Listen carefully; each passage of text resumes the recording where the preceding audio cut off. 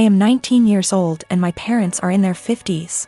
For as long as I can remember, I have been allergic to several things: dairy, wheat / flour / gluten, legumes. Since I was a young child, my parents have completely kept all of them out of our house. While other kids ate breakfast cereals, I ate fish and assorted pickled vegetables for breakfast.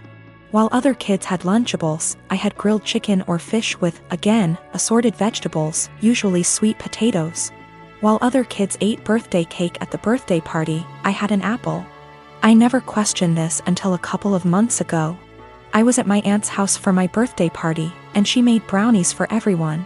For me, she took great steps to make them with almond flour and avoided all of my allergies. I started eating them and thought little of it until my aunt suddenly looked at me and, in a panicked way, asked which plate I took the brownies from. I pointed from the one where I got my brownies, and she immediately stood up and told me we had to get my EpiPen. She raced to ask my mother for it, and I sat there scared out of my mind because I had never mistakenly eaten flour before. I noticed my mother had calmed her down, and then she said that we don't have to worry because she had switched the plates of brownies. And after all, I had eaten the ones made with almond flour. I found this incredibly odd because, really, why would she swap the plates? That doesn't even make sense. But for the time being, I let the issue rest. It didn't sit well with me for about a week, and I finally went to get an allergy test. The doctor started with a skin prick test, and lo and behold, I didn't react to any of the above substances. Then he ordered a blood test, and when the results came in, they said that I had absolutely no intolerance to any of the foods I'm supposed to be allergic to. I was furious and called my mother. She eventually admitted that she lied to me because she wanted me to be on a Paleolithic diet and wanted me to be able to avoid all temptations. She raised me with a lie about her own health, but she keeps insisting that I try to see it from her perspective. She spams my phone with messages about how healthy I am, that I never had acne, that I have been in great shape my whole life, that I have strong teeth and bones, and even that I got onto a D1 college tennis team. She has started calling me ungrateful for her intervention and insisting that I really should be glad I never got carb addicted. I don't know what to think. I carried around an EpiPen for all those years, one that I suspect may be fake, seeing as my mother never got me to replace it. And I don't even know anymore. My cousin turned 18 recently. She's in high school. She doesn't have a car, and during her birthday weekend, thought her parents were going to buy her one. They didn't get her one, and she was pretty upset. I should note that I'm not very close with my cousin, or the rest of my extended family for that matter. I only heard about this through the grapevine from my dad. Anyway, my cousin texts me on the Friday before her birthday asking if she can take my car. I just leased a new Ford Escape, to the mall and then for an out-of-town road trip with her friends over the weekend. I tell her no. She begs and pleads with me. I tell her no again. My car is for me to drive and for me only. If she wants her own car, she can save up and buy one. She calls me and says that I ruined her birthday and that she's embarrassed because her friends think she got a car for her birthday and she doesn't have one. I don't respond to her and think nothing of it. The weekend comes and I sleep in very late on that Saturday, waking up at 1 p.m., don't judge. Even though my car is parked in my driveway and my gate is closed, I come to realize that someone egged and TP'd my car. With many, many eggs and 5 to 6 rolls of TP. And since the weather was warm outside, the raw egg baked into my car, along with the dried up toilet paper, destroying the paint. Since I have security cameras around my house, I decide to go back and watch. At around 9:30ish that morning, I see my cousin and a bunch of her stupid friends vandalizing my car. I'm surprised she didn't smash the windows and poke holes in the tires too. I press charges and my cousin is in legal trouble. Her and her parents are pissed off at me for pressing charges, her parents telling me that she's just a kid, and that she's been through a lot of emotional stress doing virtual schooling for this past year, and that I should take that into consideration, and that I should be ashamed of myself for pressing legal charges against my baby cousin. That I'm almost 30 and don't I remember what I was like at that age? I do remember, and I wasn't stupid enough to egg anyone's car. And can't she work something out with me, like doing chores around my house for money if I drop the charges, that she's young, that she doesn't need a felony on her record, etc., and that it was just a prank. Right after I pressed charges, my cousin was calling and texting me over and over saying that this could have been avoided had I let her take my car. I need to add that my cousin already has a felony on her record, a DUI. She's not remorseful of anything. Also, my aunt and uncle will not pay me for the damages. They just want me to drop the charges and pay for everything myself like nothing happened. I have 2 kids, Clark and Kent. While they have the same father, only one of them is biologically my child. They were born within 6 months of each other. The boys are currently 6, and for various reasons I have full custody of both of them. I didn't speak to anyone in my family for several years, and we got back in touch in 2019.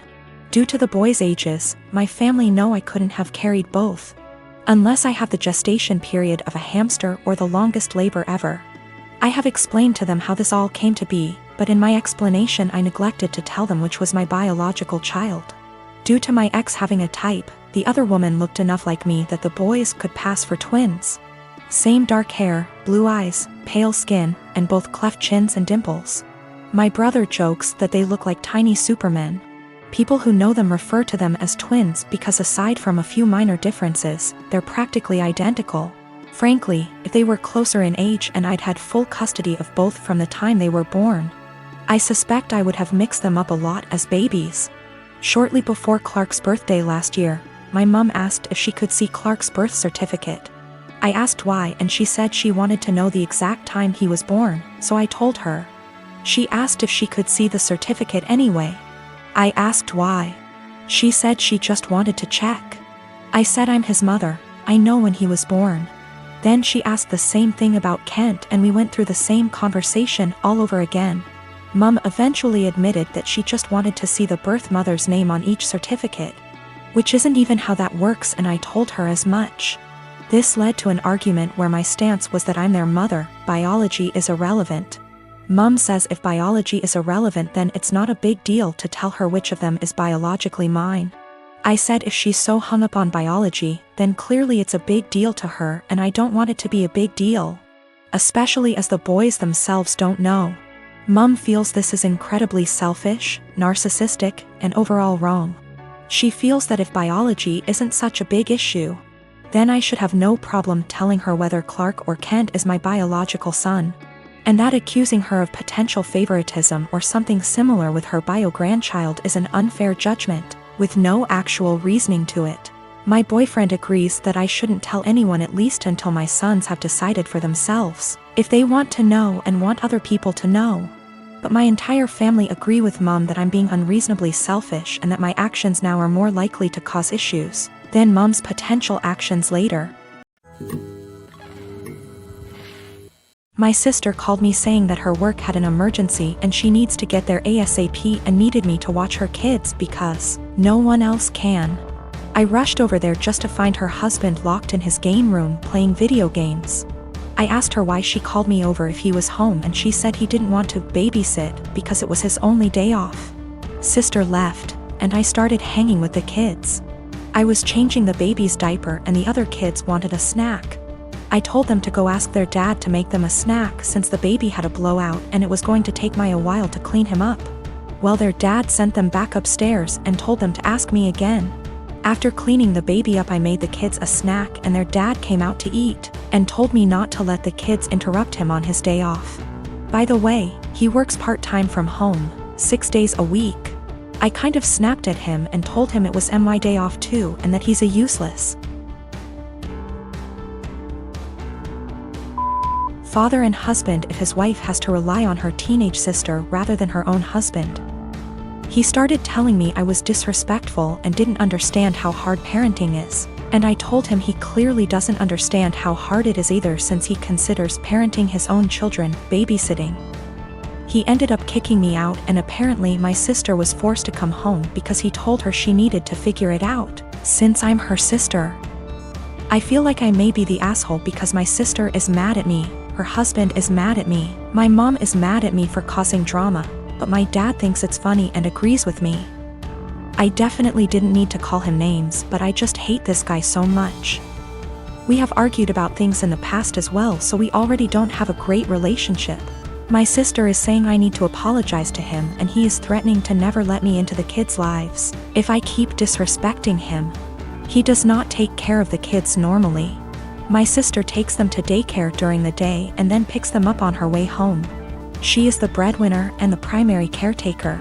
I really love those kids and don't have an issue babysitting them. I love hanging out with them. I also don't blame my mother for her being mad at me, just because of the fact that my sister's dumbass husband texted her and apparently told her a much different version of what happened. He told her I was sitting on my phone the whole time being lazy and the kids kept begging me for a snack. Also, I did not yell at him in front of his kids. It was a private conversation.